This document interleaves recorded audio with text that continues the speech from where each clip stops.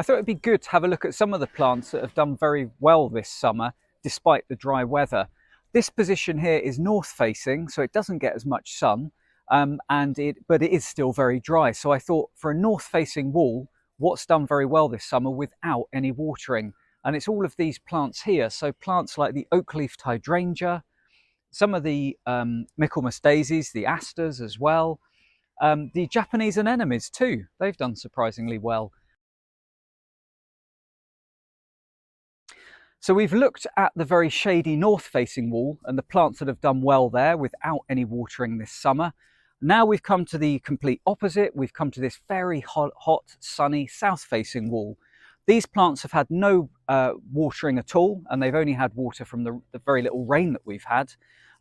It's also worth remembering that these plants do get a good start. We do put in a lot of compost into our borders, and we do water the plants when they first go in and look after them in their first few months.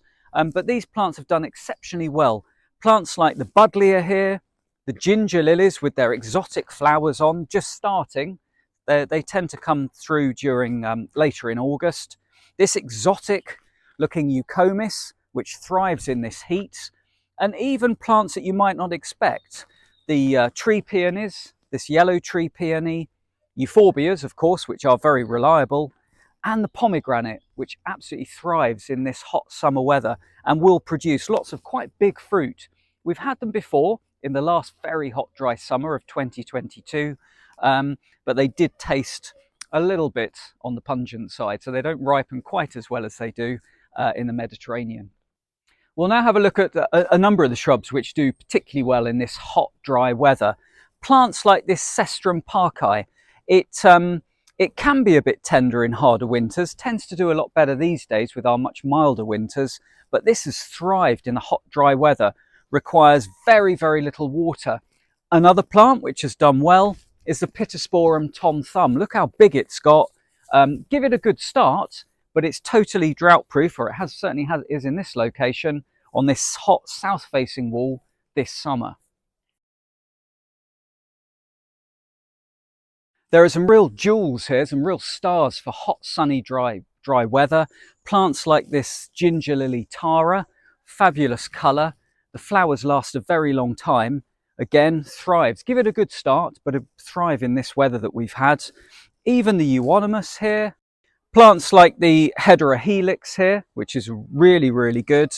And also, of course, plants like the yuccas. This is the variegated yucca. As you'd imagine, it thrives in this weather.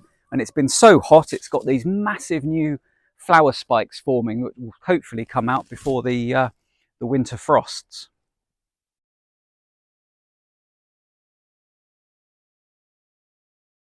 You can also consider plants like the loquat, the Eriobatria. Again, brilliant plant. Give it a good start. Totally drought tolerant. As are the big Tetrapanax up there, the Chinese rice paper plant. Again, it's had a good start and it just romps away. We've spoken about some of the herbaceous plants, but we could also talk about some of the trees at the Bishop's Palace as well. So trees which have struggled with the extreme heat and drought this summer are trees like the tulip tree here, probably Liriodendron chinensis. It hasn't liked it. As you can see, it dropped probably more than half its leaves to protect itself. It's done it before a few years ago and it will come back. But that's certainly shown the signs of struggles. As opposed in, complete contrast, we've got the copper beech over here, which has absolutely thrived. Although the trees enjoyed last summer's very wet weather, this beech tree has never looked better.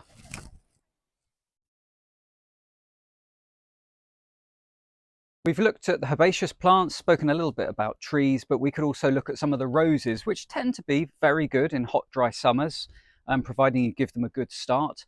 This is particularly good.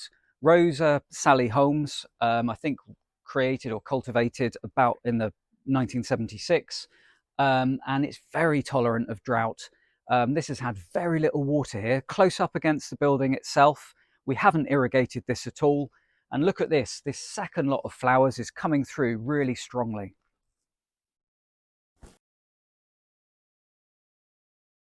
And here we've got the hot border. Now these borders we have irrigated twice this summer, just to keep them a bit fresher. So we went through about a month ago, and we've just been through recently, only for about an hour with the sprinkler on each area.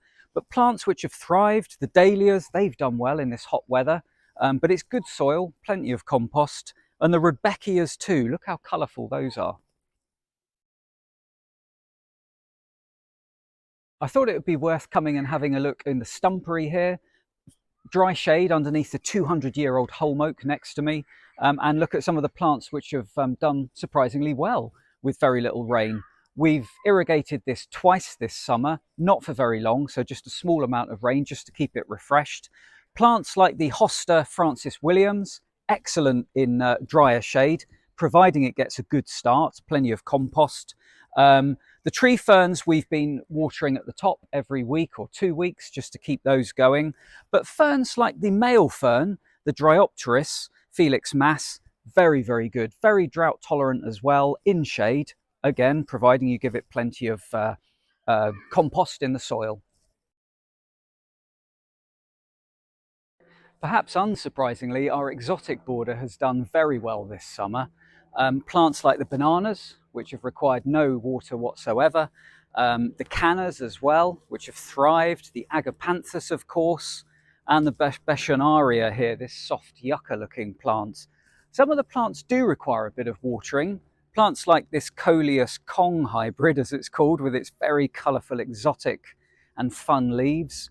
And plants also perhaps like the stripy variegated phormiums there in the middle, which require a little bit more TLC just to get them established.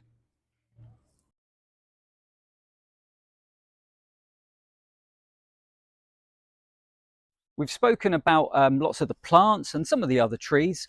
Trees that are very drought tolerant are trees like this Quercus ilex, the holm oak. Again, given a good start, that will take off and is very, very reliable in dry, sunny, hot locations. Another tree next to me that does very well in hot, dry locations, given a good start, is the Magnolia grandiflora, the bullbay.